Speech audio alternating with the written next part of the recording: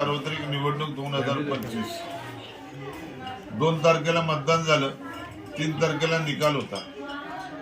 अचानकपणे 15 नंबर प्रभाग मध्ये ब गटामध्ये थोडीशी अडचण काय कोर्ट मॅटर होता म्हणून 21 तारखेला निकाल घ्यायचा असं निवडणूक आयोगाने सांगितलं।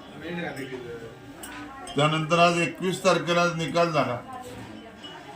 खरं तर प्रभाग क्रमांक 9 मधील सर्व मतदार बंधू भगिनींचं आम्ही ऋणी आहोत, आभारी आहोत। तसेच कराड शहराच्या सर्व नागरिकांचं मी आणि माझं कुटुंब ऋणी आहे। खरं तर बरं का की नगराध्यक्षाचे थेट निवडणूक होती जनतेतून।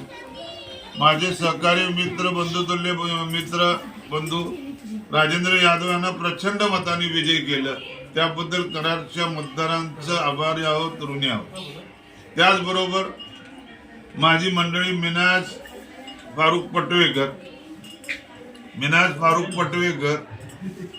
ह्या भरघोस मताने विजयी केल्याबद्दल 9 नंबर प्रभागच्या सर्व मतदार बंधू भगिनींचा आभारी आहे।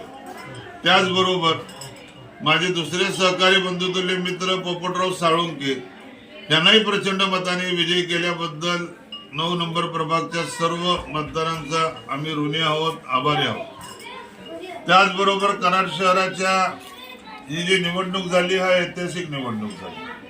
कराड शहर हा एक ऐतिहासिक शहर यशवंतराव चव्हाण साहेबांचं गाव आहे। या शहरामध्ये कृष्णा कोयनेचा प्रीती संगम आहे आणि या प्रीती संगमावर वसलेला हा शहर आहे। आणि ह्या शहरामध्ये बरं का हिंदू मुस्लिम ऐक्य सर्व जाती धर्माचे लोक एकत्र येऊन हा इलेक्शन लढवलं। नागरिकांनी जनतेने इलेक्शन हातात घेतलं होतं। यशवंतराव चव्हाण साहेबांचं गावाचं लौकिक टिकवण्यासाठी सर्व समाज सर्व जाती धर्माचे लोक एकत्र आले। त्याचबरोबर बाजारपेठेतले सर्व लोक एकत्र आले आणि ह्या गावाचं एकसंघ ठेवण्यासाठी, या गावाचा जातीय सलोखा टिकवण्यासाठी राजेंद्रसिंह यादव सारख्या नगराध्यक्षांना निवडून आम्हाला सर्वांना निवडून दिल्याबद्दल पुन्हा एकदा कराड शहराचा प्रभाग 9 नंबर मध्ये पोपटराव साळुंकेच्या तर्फे, माझी मंडळी मिनाज पटेकर यांच्यातर्फे आणि राजेंद्रसिंह यादव तर्फे आपल्या मतदारांचा सतत आभारी आहे।